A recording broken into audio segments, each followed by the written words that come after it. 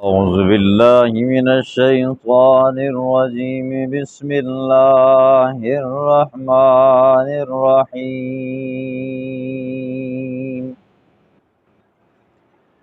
أهم خير أم قوم تبع والذين من قبلهم أهلكناهم إنهم كانوا مجرمين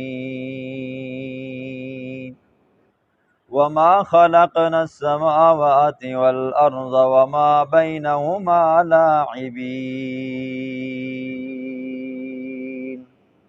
صدق اللہ العظیم۔ کل کے درس میں آپ نے بنی اسرائیل کے مصر سے نکل جانے کا ذکر سنا تھا، ساتھ میں آپ نے وادی تی کے اندر پیش آنے والی مشکلات اور انعامات کا ذکر سنا تھا۔ پھر آخر میں آپ نے سنا مشرکین مکہ کا یہ قول کہ زندگی یہ دنیا کی زندگی ہی ہے، بس اس کے بعد دوبارہ کوئی زندگی نہیں ہے۔ آج کے درس میں اللہ رب العزت قوم تبع کا ذکر فرمائیں گے۔ ضمن میں ایک بات یہ بھی بیان ہوگی کہ بیت اللہ شریف کو سب سے پہلے غلاف کس نے چڑھایا تھا، اور تیسری بات یہ ہوگی کہ حضرت ابو ایوب انصاری رضی اللہ تعالیٰ عنہ کے ایمان لانے کی وجہ کیا بنی تھی۔ یاد رکھیں قرآن کے اندر 2 مرتبہ قوم تبع کا ذکر آیا جی، ایک یہ مقام ہے اور ایک سورۃ قاف میں اس کا ذکر آئے گا تبع، 2 مقامات پر تبع کا ذکر آتا ہے۔ یہ کون بزرگ تھے؟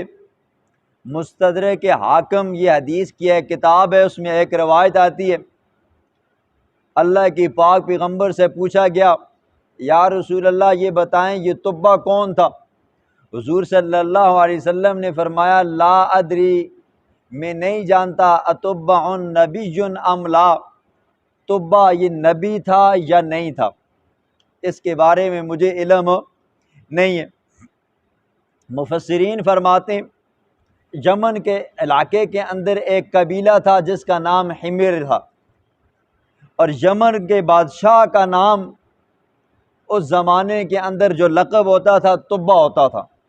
جس طرح ہمارے بادشاہ کو صدر کہتے ہیں، وزیر اعظم کہتے ہیں، انڈیا والے پردھان منتری کہتے ہیں، ایران روم والے کیسر و کسرا کہتے ہیں وغیرہ وغیرہ جی۔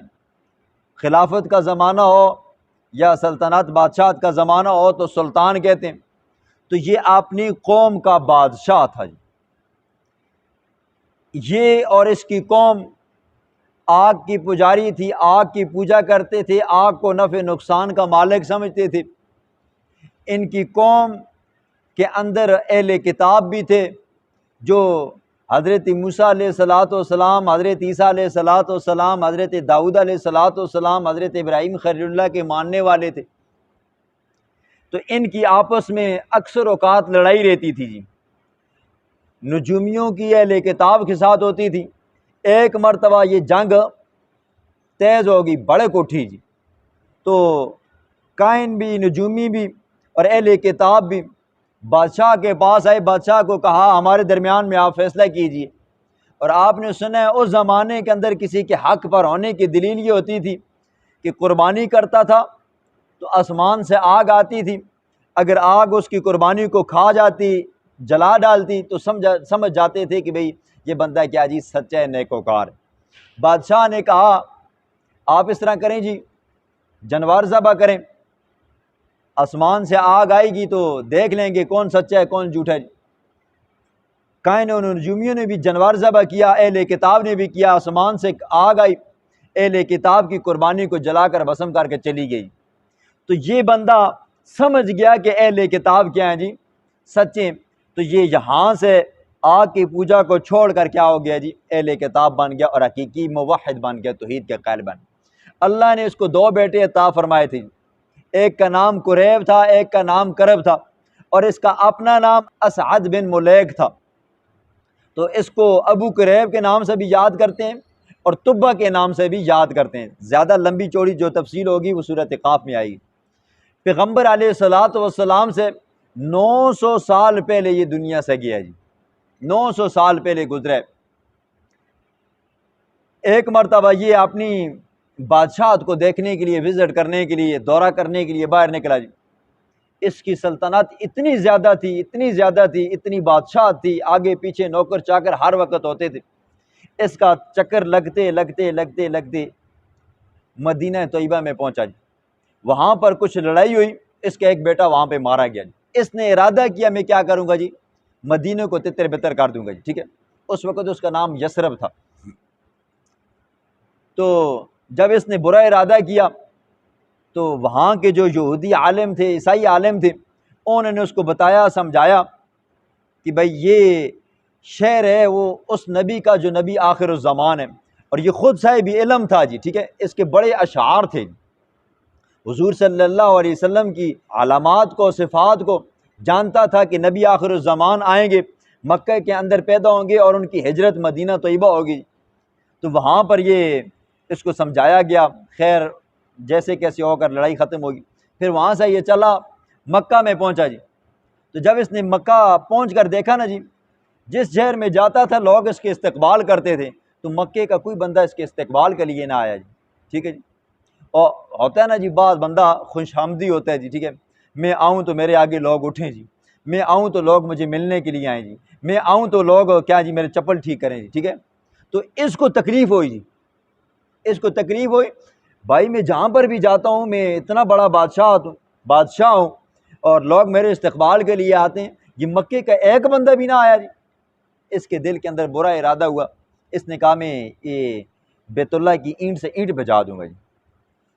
جیسے ہی اس کے دل میں خیال آیا، خدا کی قدرت، اللہ رب العزت نے اس کو باطنی بیماری لگائی، اس کے گلے سے بھی خون آنے لگ گیا، ناک سے بھی خون آنے لگ گیا۔ تو جو وہاں کے علماء تھے جو اس کے ساتھ ہوتے تھے جی، ٹھیک ہے، یہودی علماء، عیسائی علماء، انہوں نے جب دیکھا نا جی جسم تو بالکل ٹھیک ٹھاک ہے، اندر سے خون آ رہا ہے، اس سے پوچھا گیا کہ کہیں آپ نے یہ اللہ کے گھر کے لیے کوئی برا ارادہ تو نہیں کیا؟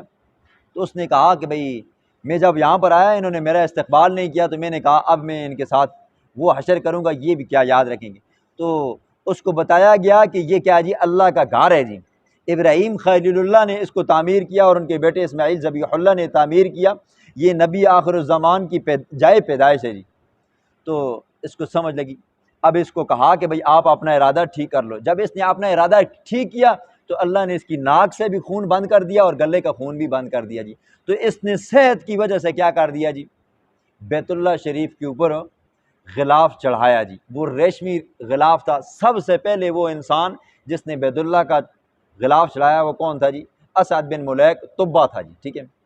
کہ یہاں سے چلا گیا، اپنے علاقے کے اندر گیا، اس نے کتابوں کے اندر پڑھا ہوا تھا، کتابوں کا علم تھا، اس کے اشعار بہت زیادہ ہوتے تھے جی، ٹھیک ہے۔ اس نے ایک قصیدہ لکھا اور وہ قصیدہ خط کی صورت میں لکھا جی۔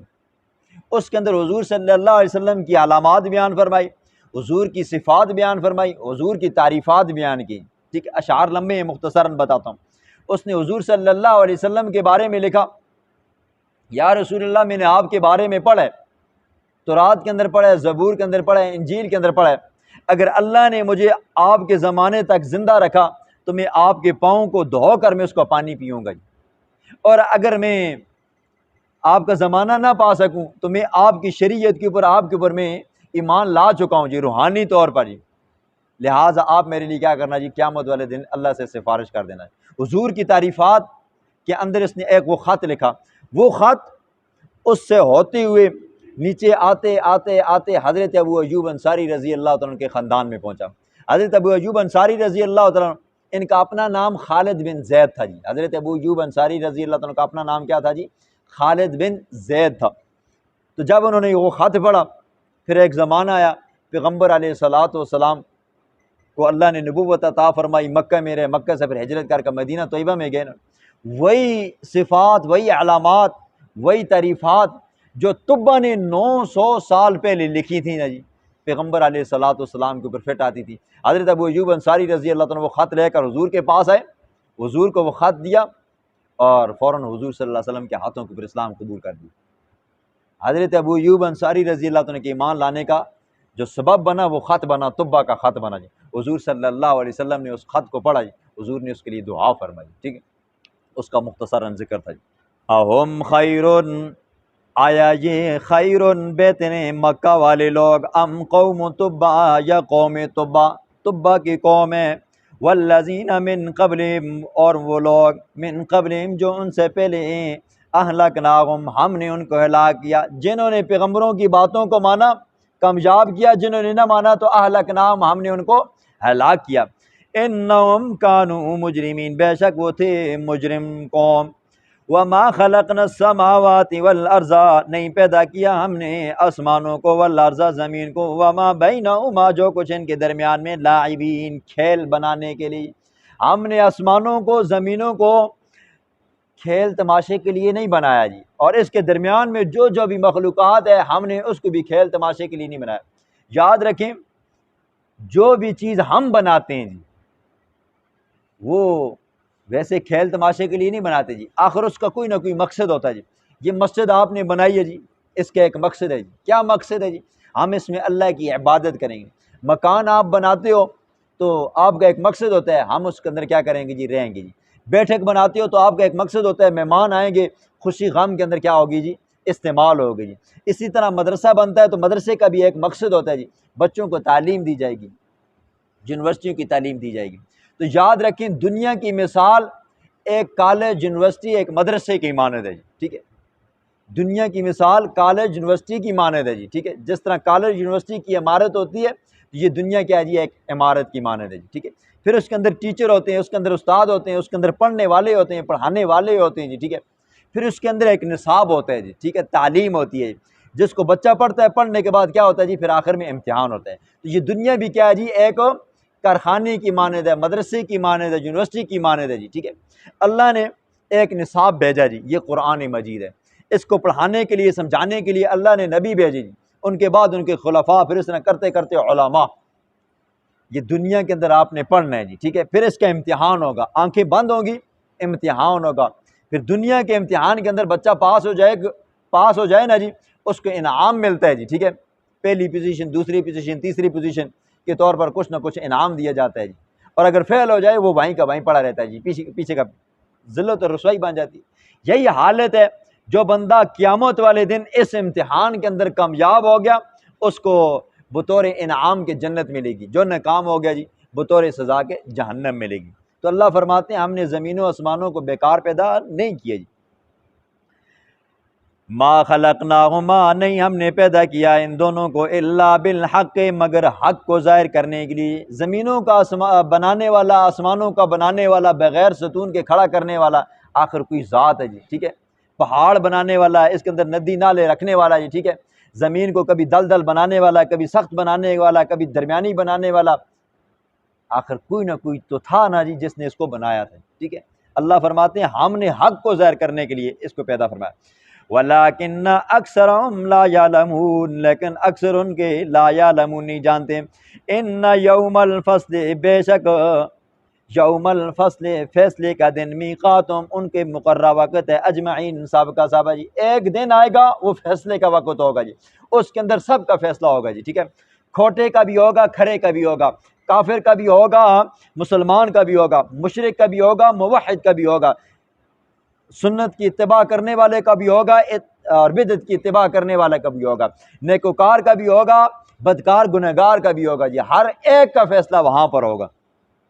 یوم لا یغنی مولن، اس دن نہیں نفع دے گا مولن، کوئی دوست، ہم مولن، کسی بھی دوست کو، شیئن، ذرہ برابری۔ دنیا کا دوست آخرت کے اندر کسی قسم کا دوسرے دوست کو نفع نہیں دے گا۔ لیکن آپ نے سنا ہے الاخلاء یومئذ بعضهم بعضا الا المتقین، قیامت والے دن جو متقین ہوں گے جی، دنیا کے اندر متقی مومن ہوں گے نا جی، وہ قیامت والے دن بھی ایک دوسرے کے لیے سفارش کریں گے، وہاں پر بھی ان کی سفارش سے کام آئے گی۔ لیکن جو دنیا کے اندر جو دنیاوی طور پر دوست تھا جی، ٹھیک ہے، نہ ایمان کا پتہ، نہ اسلام کا پتہ، کفر کی دل میں چل رہا تھا جی، فرمایا وہ دوست دوسرے دوست کو کوئی نفع نہیں دے گا جی۔ دنیا میں تو نفع آتا ہے نا جی، کھوتی پھنس جائے تو کیا کر دیتا ہے جی؟ نکال دیتا ہے جی۔ تھانے میں پھنسا ہو تو رشوت دے کر نکال دیتا ہے، کسی اور معاملے میں پھنسا ہو تو نکال دیتا ہے، لیکن وہاں پر نہیں نکال سکے گا۔ وَلَا هُمْ يُنصَرُونَ، نہ وہاں پر ان کی مدد کی جائے گی، الا مگر من رحم اللہ، اسی بندے کے اوپر رحم ہوگا اللہ کا جس نے دنیا کے اندر پیغمبروں کی بات مانی اور ایمان لے آیا۔ انہو، بے شک وہ، هو العزیز الرحیم، بے شک وہ غالب ذات ہے جی۔